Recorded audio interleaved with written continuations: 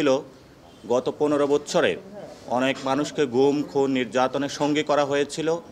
বড় একটি জায়গা ছিল আমাদের ভোটাধিকার কেড়ে নেওয়া হয়েছিল এবং মানুষের জালিয়াতির মাধ্যমে বাংলাদেশকে একটি ফ্যাসিস্ট কাঠামোতে রূপান্তর করা হয়েছিল।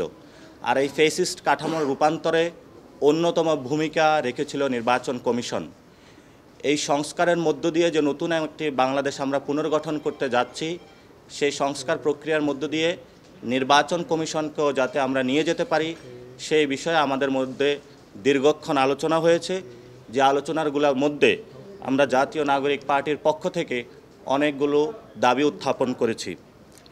আমরা বলেছিলাম গত 3টি নির্বাচনে যারা অংশগ্রহণ করেছিল প্রার্থী এবং নির্বাচন কমিশনের অনেক কর্মকর্তা কর্মচারীবৃন্দ যারা এই বিষয়গুলোর সাথে জড়িত ছিল এবং তাদেরকে ইনভেস্টিগেশনের মাধ্যমে সঠিক প্রক্রিয়ার নিয়ে এসে দেশবাসীর সামনে দৃশ্যমান একটি বিচারের আওতায় নিয়ে আসতে হবে, যাতে ভবিষ্যৎ বাংলাদেশে কোনো প্রতিষ্ঠান সাংবিধানিক হোক অসাংবিধানিক হোক, কোনো ব্যক্তি কোনো দলের পক্ষে না গিয়ে বাংলাদেশের হাজারো মানুষের রক্তের উপর প্রতিশ্রুতিবদ্ধ হয়ে নতুন একটি ব্যবস্থায় যাত্রা করার জন্য আর এই দুঃসাহস গত 15 বছরের মতন না দেখাতে পারে।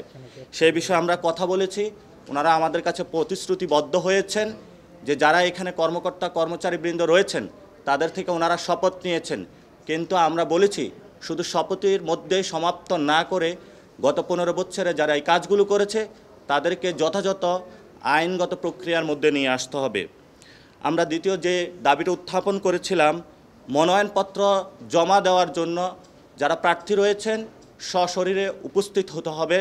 সে বিষয়ে কমিশন এই বিষয়টি বিবেচনাধীন রাখবে বলে তারা আমাদেরকে জানিয়েছেন।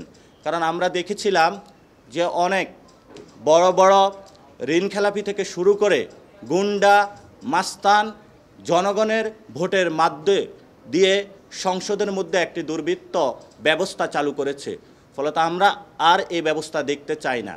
আমরা দেখতে চাই গ্রামের মসজিদের ইমাম, স্কুল শিক্ষক যারা কোনো ধরনের টাকার বাণিজ্যের সাথে ছিল না, যারা এই পচাগলা সমাজের সাথে রিলেটেড ছিল না, সমাজের সুন্দর মানুষগুলো যাতে পার্লামেন্টে গিয়ে জনপ্রতিনিধি হয়ে ভবিষ্যৎ বাংলাদেশ গঠন করতে পারে সে ব্যবস্থা প্রণয়নে আমরা কোনো গুন্ডা মাস্তানকে পরিহার করে সশরীরে জমা দিয়ে নতুনভাবে একটি বাংলাদেশে অধ্যায় রচনা করার জন্য তাদের কাছে দাবি জানিয়েছি। Walton Washing Machine, simplifying life with hassle-free washing. আমাদের বর্তমান যে নির্বাচন ব্যবস্থা সেখানে প্রিজাইডিং যারা অফিসার রয়েছে বিভিন্ন জায়গায় তাদেরকে একটি সার্বভৌম ক্ষমতার বড় একটা অধিকার দেওয়া হয়েছে। পরবর্তীতে ইলেকশন কমিশন এই বিষয়ে কোনো রেসপন্সিবিলিটি নিয়ে থাকে না যে কোথায় ইলেকশন কেমন হয়েছে। সেজন্য আমরা বলেছিলাম গ্যাজেট পূর্ববর্তী 48 ঘন্টার মধ্যেই নির্বাচন কমিশন থেকে একটি সার্টিফিকেশন দিতে হবে এই ইলেকশন বিশ্বাসযোগ্য হয়েছে কিনা, যাতে পরবর্তীতে একটি প্রাতিষ্ঠানিক আকারে ব্যক্তি আকারে নির্বাচন কমিশনকে আইনের আওতায় আনা যায়।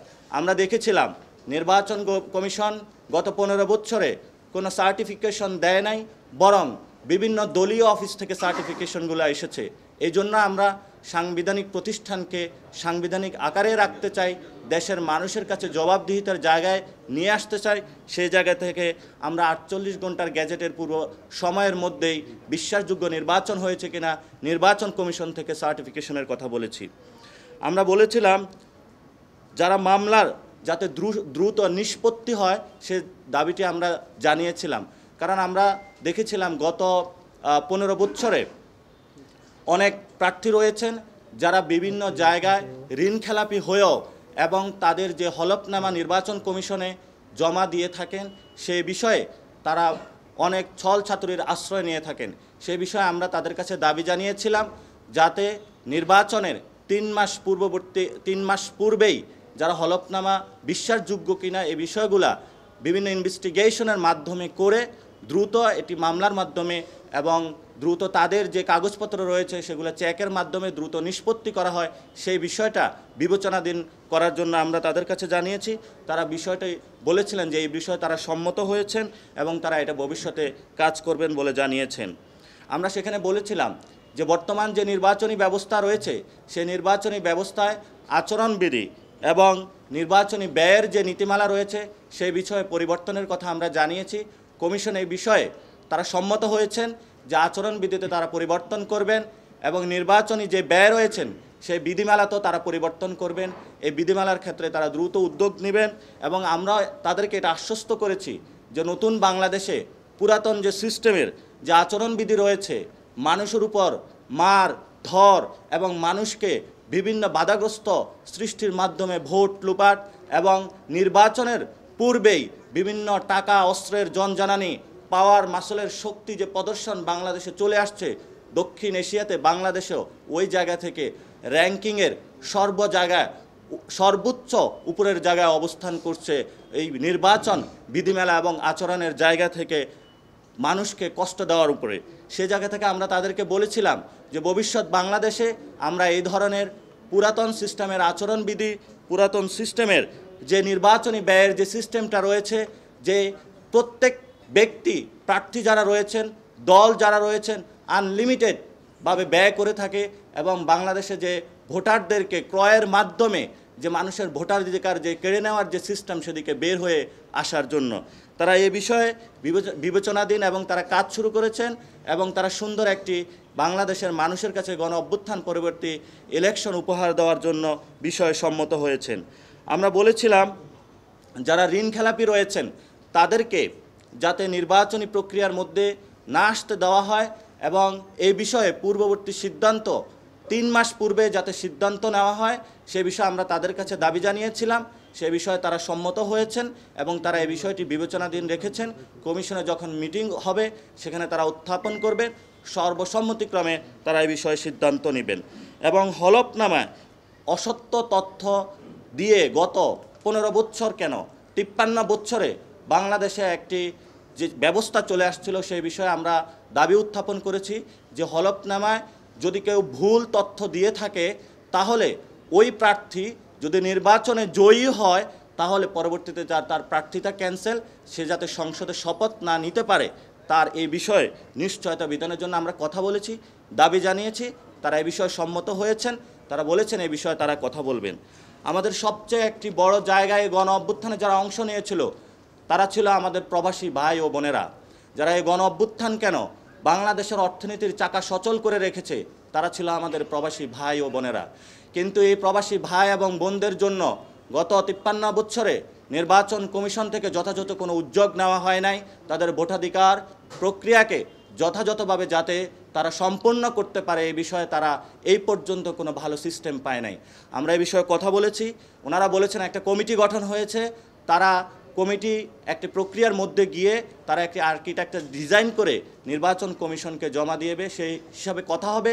তবে আমরা বলেছিলাম সবার যাতে ভোটাধিকার যারা প্রবাসীতে রয়েছে তাদের যদি নিশ্চিত না করা হয় তাহলে গণ অভ্যুত্থান পরবর্তীতে বাংলাদেশে নির্বাচন প্রক্রিয়া প্রশ্নবিদ্ধ হবে। আমরা তাদের কাছে, আপনারা জানেন যে আমরা জাতীয় নাগরিক পার্টি একটি নবীনতম দল, বাংলাদেশের অল্প কয়েকদিন হলো আমরা নাগরিক পার্টি গঠন করেছি এবং গত 15 বছরে অনেকগুলো রাজনৈতিক দল যারা নির্বাচন কমিশনে পেপার জমা দিয়েও রেজিস্ট্রেশন পায়নি এবং সেই ক্ষেত্রে মানুষের যে রাজনীতির যে অধিকার গত 15 বছরে এই ফেসিস্ট খুনি হাসিনা কেড়ে নিয়েছিল, এই সময় একটি সুবর্ণ সুযোগ এসেছে বাংলাদেশের সামনে। স্বাধীন বাংলাদেশ নতুনভাবে মুভিং হচ্ছে, সেই জায়গাতে আমরা নবীনতম দল হিসাবে অন্যান্য দলগুলোকে একসাথে নিয়ে সময় একটু সুযোগ করে দেওয়ার জন্য নির্বাচন প্রক্রিয়ার মধ্য দিয়ে অংশগ্রহণ করার জন্য আমরা একটু সময় চেয়েছিলাম। আপনারা জানেন গত 17 তারিখে আমরা 3 মাস চেয়ে একটি চিঠি দিয়েছিলাম। আজকে কমিশনের কাছে এই বিষয়ে আমরা কনফার্মেশন চেয়েছি যে আপনারা কি আমাদের চিঠি পেয়েছেন কিনা সেখানে, এবং তারা এ বিষয় নিয়ে কথা বলেছেন কিনা। তারা কথা হয়েছে, আমরা সময় চেয়েছি, এই বিষয়ে তারা বিবেচনাধীন রেখেছেন বলে আমাদেরকে জানিয়েছেন। তারা আমাদেরকে এই বিষয়ে জানাবেন পরবর্তীতে চিঠি দিয়ে এবং গণবিজ্ঞপ্তি প্রকাশের মধ্য দিয়ে।